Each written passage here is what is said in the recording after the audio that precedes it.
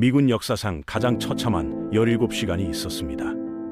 1993년 10월 3일 아프리카 소말리아 수도 모가디슈에서 세계 최강이라는 미군 특수부대가 적진 한복판에 고립됐습니다. 1시간이면 끝날 줄 알았던 작전이 생지옥으로 변했어요. 블랙호크 헬리콥터 2대가 RPG에 맞아 추락했고 최정예 델타 포스와 레인저 부대원들이 사방에서 쏟아지는 총알 속에 갇혔습니다. 구하러 가야 하는데 길을 모릅니다.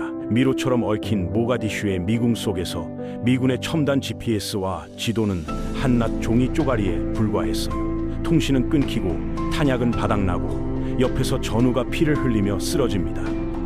근데 더 소름 끼치는 건 따로 있었어요. 총을 맞고도 아무런 반응 없이 기계처럼 다시 일어나 조준하는 겁니다. 마약에 취해서 고통을 못 느끼는 거예요. 이건 전쟁이 아니라 악몽이었습니다. 이날 미군 18명이 전사하고 소말리아인 수백에서 1000여 명이 죽었습니다.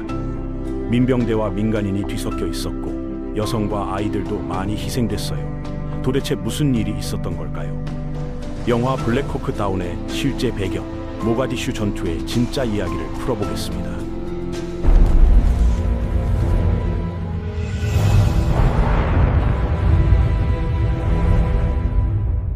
1993년으로 가봅니다. 냉전이 끝난 직후였어요. 많은 사람들이 착각을 했습니다. 소련이 무너졌으니까 이제 세계 평화가 오겠구나. 근데 정반대였어요. 냉전 시대에는 미국과 소련이라는 두 강대국이 구축한 힘의 균형이 억제력을 발휘했습니다. 양쪽에서 세상을 꽉 잡고 있으니까 오히려 큰 전쟁이 안 났어요. 그런데 한쪽이 무너지니까 전 세계가 난장판이 된 겁니다. 그동안 눌려있던 불만들이 폭발하기 시작했어요. 특히 아프리카가 지옥이 됐습니다. 왜냐하면 아프리카는 원래 유럽 열강들이 식민 지배를 했다가 떠나면서 자기들 마음대로 국경선을 그어놨거든요. 아프리카가 뭡니까? 부족 사회입니다. 근데 사이 나쁜 부족들을 한 나라로 묶어버린 거예요. 당연히 독립하자마자 내전이 터지겠죠. 소말리아도 마찬가지였습니다. 원래 이탈리아 식민지였다가 독립했는데 시아드 바레라는 독재자가 나라를 다스리고 있었어요. 독재자가 나쁘긴 하지만 그래도 질서는 있었습니다. 그런데 1991년에 이 독재자가 외국 방문 갔을 때 쿠데타가 일어났어요. 여러 군벌과 클랜이 얽힌 복잡한 내전이었지만 그 중에서 가장 상징적인 인물이 있었습니다. 미국에겐 학살자였지만 소말리아에선 독립 영웅으로 추앙받던 양면의 괴물 아이디드입니다. 원래 소말리아 외교관 출신이에요. 영어도 유창하고 머리가 굉장히 좋은 사람이었습니다. 이 사람이 쿠데타를 일으켜서 정권을 잡았는데 문제가 뭐였냐면 라이벌 군벌이 또 있었어요. 생존을 건 피해 쟁탈전이 시작된 겁니다. 소말리아 인구가 그때 700만 명밖에 안 됐습니다. 근데 단 1년 만에 내전으로 30만 명이 죽었어요. 대부분 민간인이었습니다. 왜 이렇게 많이 죽었냐면요. 냉전이 끝나면서 무기가 엄청나게 흔해졌거든요. 소련이 무너지니까 러시아가 돈이 없잖아요. 러시아 장군들이 자기 부대 무기를 팔기 시작한 겁니다. 어떻게 팔았냐면요. 총 한 자루에 얼마 이런 게 아니라 무게로 팔았대요. 킬로그램당 얼마 이런 식으로요. 그래서 아프리카에 무기가 쏟아져 들어갔습니다. 탱크까지요. 당시에 이런 말이 돌았어요. 닭 한 마리하고 AK 소총 한 자루를 바꿀 수 있다고요. 무기가 그렇게 싸졌던 겁니다. 아이디드가 처음에는 잘했어요. 외교관 출신이니까 사람들 만나서 설득하고 하는 거 잘했습니다. 근데 시간이 지나니까 이 사람도 독재를 시작한 거예요. 하늘 아래 두 태양이 있을 수 없다면서 라이벌 군벌들을 제거하기 시작했습니다. 더 큰 문제가 뭐였냐면요. 소말리아가 계속 해외 원조로 살았거든요. 유엔이나 국제구호단체에서 보내주는 식량이요. 아이디드가 이 원조 물품을 독점한 겁니다. 영화에서도 나오잖아요. 국제구호기구에서 주는 식량을 민간인들이 가져가려고 하니까 총으로 쏴 죽이는 장면이요. 그래서 유엔군이 들어갔습니다. 파키스탄군이 유엔 평화유지군으로 들어갔는데 아이디드 세력이 이들을 공격해서 24명을 학살했어요. 더 이상 안 되겠다 해서 미국이 개입을 결정합니다. 미국이 개입하면서 아이디드를 체포하려고 했어요. 근데 아이디드가 굉장히 머리가 좋았습니다. 역정보를 흘렸어요. 어떤 건물에 자기가 숨어 있다고요. 미국이 특공대랑 공격 헬기를 보내서 그 건물을 완전히 부숴버렸습니다. 근데 열어보니까 아이디드는 없고 민간인들만 있었던 거예요. 아이디드가 이걸 선전전에 활용했습니다. 미국이 우리 소말리아 민간인들을 학살했다고요. 국제사회가 발칵 뒤집혔어요. 미국 입장에서는 완전히 발등에 불 떨어진 겁니다. 그래서 아이디드 목에 $25,000 현상금을 걸었어요. 근데 아이디드가 뭐라고 했냐면요. 미국 특사 조나단 하우 목에 $100만 현상금을 걸었습니다. 내가 돈 더 많이 걸었다면서요.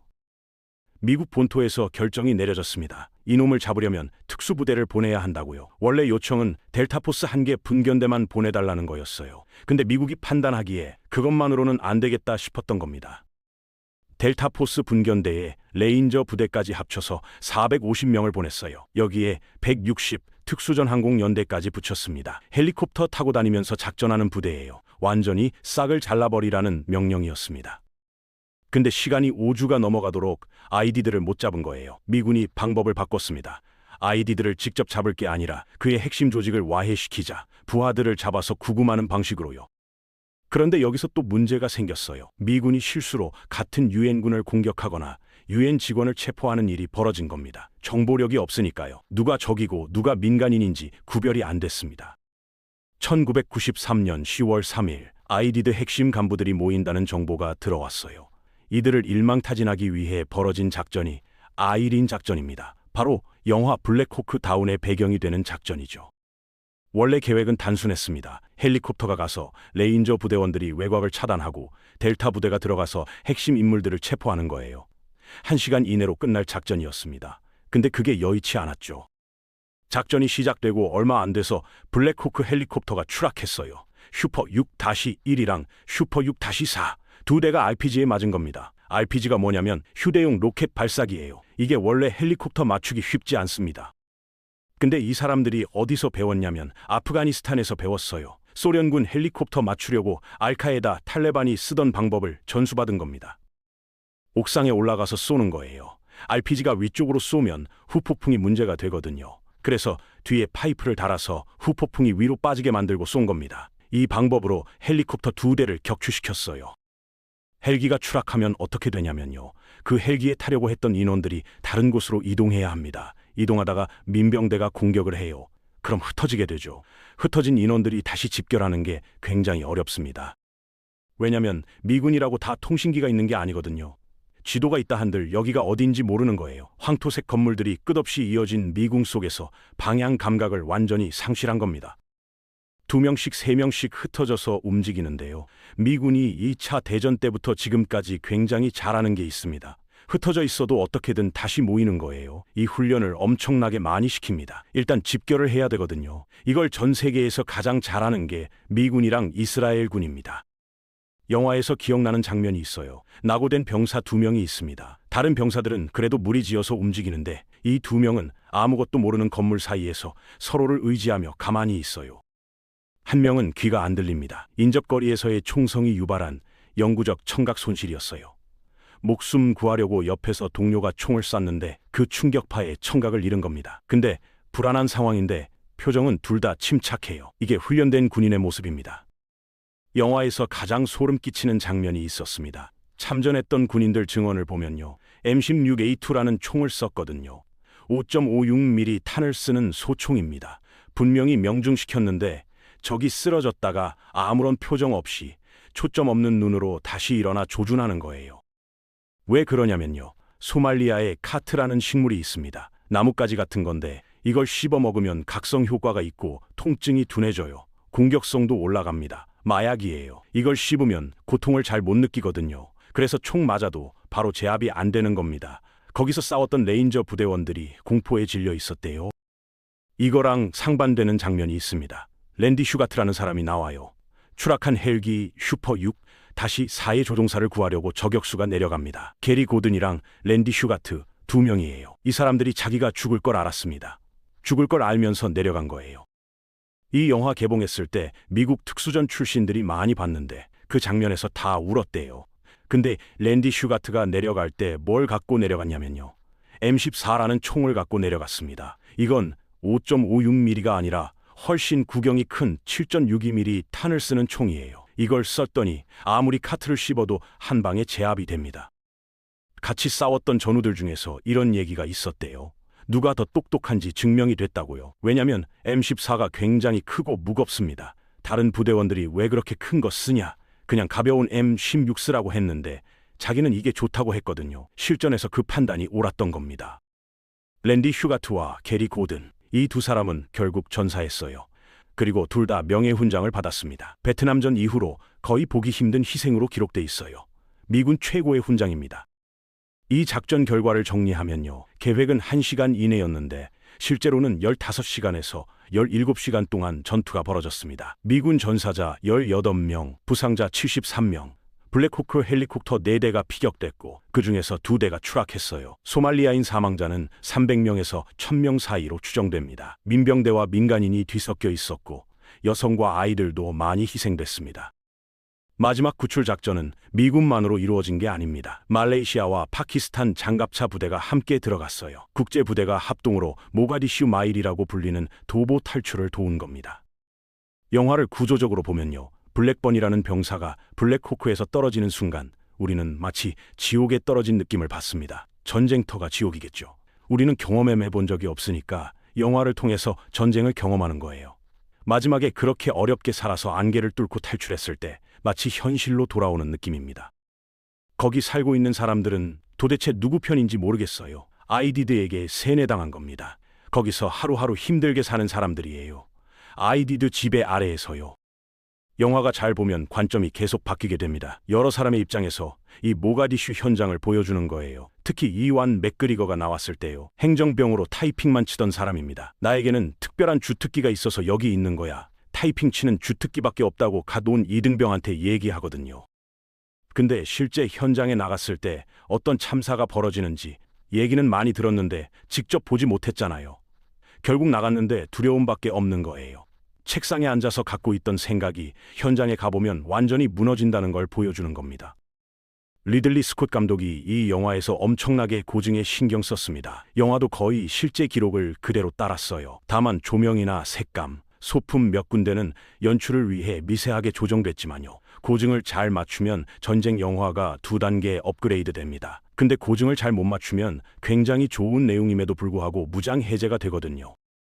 예를 들어서요. 청각을 잃은 병사가 쓰고 있던 기관총이 있습니다. M249 미니미 기관총인데 그때 당시에 미군에 배치된 지 얼마 안 됐을 때예요. 지금 미니미 기관총에는 200발 드리 탄창이 사각형인데 초기형은 동그란 드럼 탄창이었거든요. 리들리 스콧이 그걸 찾아서 썼습니다. 소품 하나까지 신경 쓴 거예요.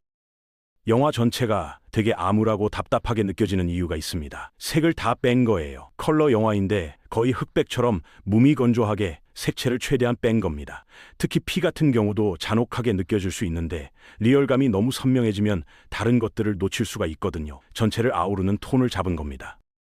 미국은 왜 남의 나라에 이렇게 개입을 하느냐고요. 국제경찰 노릇한다지만 뭔가 이득이 있기 때문에 가는 거 아니겠습니까? 민간인들이 피해본다고 해서 평화를 지켜줘야지 하고 갈까요? 국제 여론이 너무 안 좋았습니다. 생각해보세요. 시리아에서 내전이 10년 넘게 벌어지고 있잖아요. 예전에 걸프전 때 쿠웨이트가 침공당했을 때 미국이 즉각 달려가서 다 때려잡았거든요. 같은 중동인데 시리아에서 내전이 10년이 넘게 벌어지는데 왜 미군은 안 갈까요? 전략적 이득이 지불해야 할 비용보다 낮기 때문입니다. 제국의 계산기는 인권보다 국익을 먼저 두드리기 마련이죠. 만약에 소말리아가 전략적으로 중요했다면 미 해병대 2만 명을 단계적으로 철수했을까요? 철수 안 했을 겁니다. 가치가 낮았던 거예요. 처음에 해병대 2만 명을 보낸 건 뭐냐면요. 국제 여론이 너무 안 좋았습니다. 학살 장면이 뉴스에 계속 나가니까요. 프랑스 기자가 처음 들어가서 터트린 거예요. 지금 소말리아 작살났다고요? 전 세계 언론이 와서 취재하면서 미국한테 비난이 집중된 겁니다. 너 뭐 하냐? 국제 경찰이라며 뭐 하는 거냐고요. 그래서 2만 명을 보냈는데 아이디드가 교활한 게 뭐냐면요. 처음에 해병대 2만 명이 들어갔을 때는 아무 짓도 안 했습니다. 가만히 있었어요. 시간이 지나니까 미국이 생각한 거예요. 이들이 아무 짓도 안 하는데 2만 명 주둔시키면 돈이 얼마나 나가. 그래서 단계적으로 철수해서 3천 명까지 줄었습니다. 이때부터 아이디드가 다시 활개를 친 겁니다. 이 작전이 끝나고 어떻게 됐을까요? 당시 미국 대통령 빌 클린턴은 즉각 철수를 명령했습니다. 1994년 3월까지 모든 미군이 소말리아에서 빠졌어요. 현장에서 피 흘린 병사들은 버려진 겁니다. 정치인들이 결정하고 잘못되면 꼬리 자르고 빠지는 거죠. 더 충격적인 건 이 사건의 여파입니다. 이걸 모가디슈 효과라고 부릅니다. 뭐냐면요. 이 사건 이후 미국은 다른 나라 참사에 훨씬 소극적으로 움직이게 됩니다. 1994년 르완다에서 80만 명이 학살당했어요. 100일 만에요. 미국이 뭘 했을까요? 아무것도 안 했습니다. 소말리아에서 되었으니까요. 시리아 내전에도 직접 개입 안 하죠. 모가디슈 효과입니다. 한 번의 실패가 수백만 명의 운명을 바꿔버린 겁니다. 이 블랙호크 다운 영화를 보고 배운 세력이 있습니다. 이라크 무장 조직들이에요. 2006년에 미군 아파치 헬리콥터 편대가 단독으로 공격 작전을 했습니다.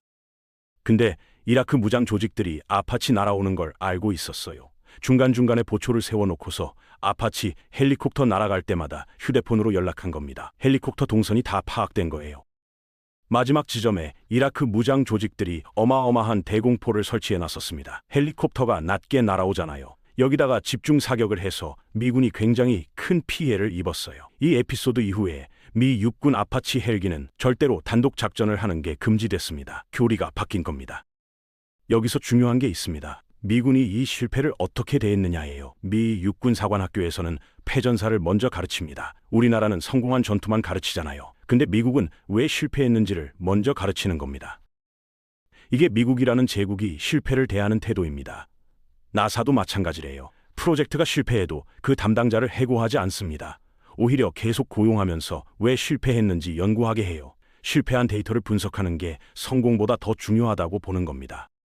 이 영화가 만들어질 때도 마찬가지였습니다. 이건 분명히 실패한 작전이에요. 보통 실패한 작전을 영화로 만들려고 하면 군의 협조를 받기 어렵습니다. 근데 이 영화는 달랐어요. 160 특전항공연대가 직접 촬영에 참가해서 협조했습니다. 실제로 그 작전에 참가했던 부대가요. 미군이 바라보는 시선이 이겁니다. 승리했든 패배했든 있는 그대로 보여줘라. 그래야 다음 세대가 배운다. 재양 군인들이 이 영화 보고 눈물 흘렸대요. 이걸 잊지 말아야 된다고요.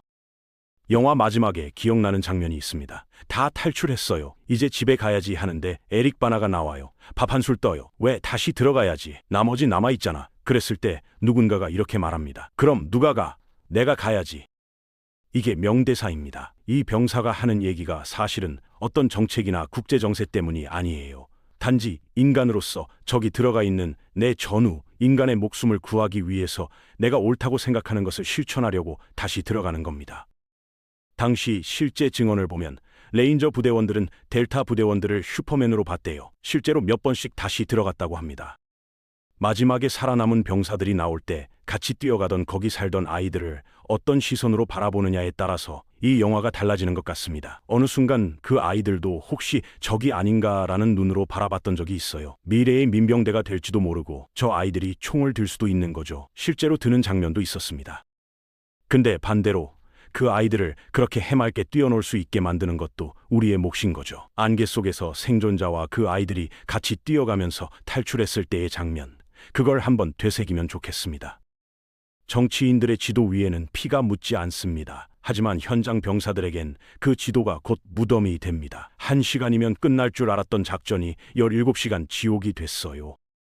미군 18명이 죽고 소말리아인 수백에서 1000여 명이 죽었습니다. 그리고 이 실패 때문에 르완다에서 80만 명이 방치됐어요. 17시간의 지옥이 남긴 건 오직 이 냉혹한 진실뿐이었습니다.